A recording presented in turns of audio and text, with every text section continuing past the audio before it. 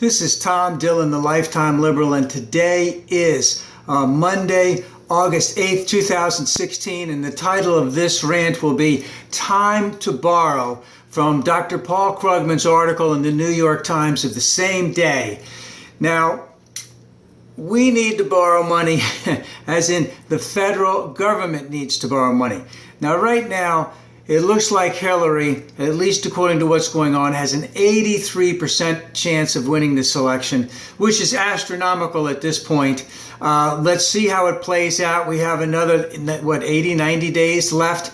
It's going to be dirty. It's going to be vicious. It's going to be slimy. It's going to be vile. Let's hope that saner heads come through here and that Hillary is elected. But Dr. Krugman is already laying the groundwork that there is so much that needs to be done in the United States, that we need to kickstart the growth of this economy right away in terms of public investment, in terms of borrowing money, using it for public investment, using it for our electrical grid, using it for increase energy resources, whether it be wind, whether it be solar, whether it be geothermal, whether it be tidal, etc. Investment in our wastewater treatment plants, because Flint, Michigan is not the only one that's having trouble. I believe that it's reported that we need about $2 trillion in investment to bring, our nation to where it needs to be. Now, if you remember, France right now, Japan right now, and China right now have 200 plus mile an hour trains that can crisscross their countries. And what is the one, the big one for Washington to New York? I don't even know what it's called. Acela, can go about 50 to 60 tops. They say that they could probably get it up to 100, but there's too many curves out there in the whole way. So we need a massive investment. We need public investment. And he brought up two other things. In terms of Washington, D.C., they have the Metro subway system, which has, just been poorly managed. They don't have the right management tools right there to do it, because the involvement is the District of Columbia, the Virginia, Maryland, and the federal government. My understanding is that a lot of times when Virginia has a Republican governor, they don't want to pay all the bills on the whole thing. Meanwhile, all the stuff that needs to get done, all the backbone stuff that needs to get done gets delayed, and now it's a hellhole. And they have to shut down parts of the system for weeks or months at a time. Also, in Lake Okeechobee, in Florida, the Army Corps of Engineers has to let what they call green slime come out of that lake and go into the estuaries and waterways all the way down in southern Florida. These are investments in our country that are vital, and they need to be done each year. And that has not what has been going on for the last 35 or 40 years. So how can we do it? Well, Dr. Krugman aptly points out that interest rates on a 10-year note, Treasury note, is, 9/10 of 1%?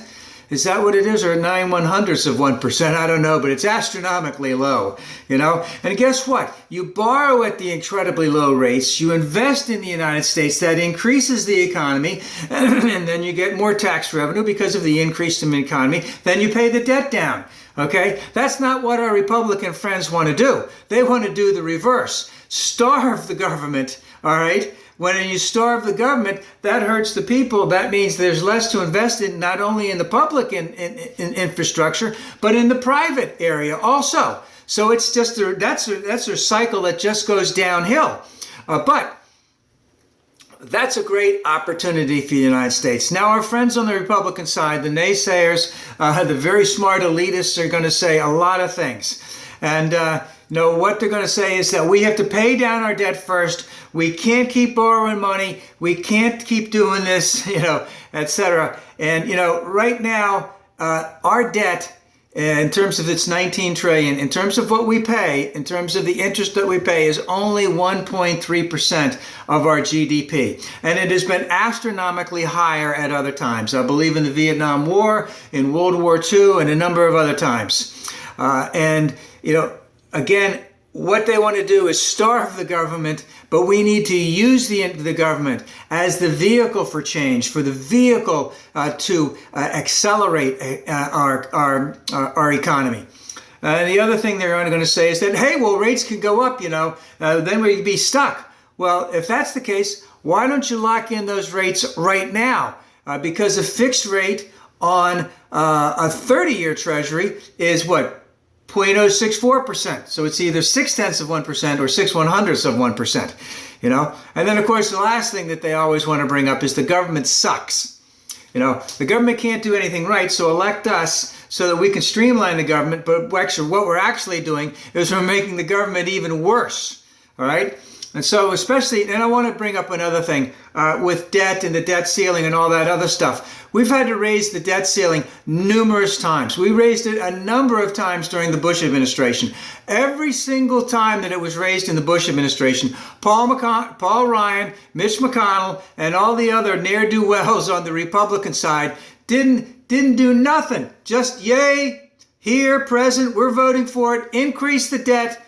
But as soon as Obama came in office, then the debt became a problem. See, it's not a problem when their president is a Republican. It's a problem when the president is a Democrat. And they've been hyping on this for the last 6 or 7 years with all of the usual shit, which is interest rates are going to skyrocket. All right. Inflation is going to come roaring back in. The debt's going to have to be paid by our children, our grandchildren, and our great-grandchildren. And they all know that none of this is true. It's because they're held and holden and they believe in their Republican ideology more than they believe in the Bible. And that means that they know that this is not going to work in the long run, but it's going to keep them elected. It's going to keep them in power. Well, actually, maybe they don't believe in it. Maybe they believe that actually, if you cut taxes, that the economy will roar. But it's never been proven in the history of the entire of mankind, so to speak. And they hype on it year in and year out. But when a Republican is the president, then it's not a problem. It's only a problem when Obama is it. So this is the time to invest. It's going to be a nasty campaign. It's going to be vicious. It's going to be vile. But one of the great things Hillary can do is talk about that public investment. And I forgot to mention education. So we have the electrical grid. We have education. We have energy. We have transportation. We have wastewater. We have, we have all kinds of other stuff. But, we have to start moving on it now, not yesterday, now.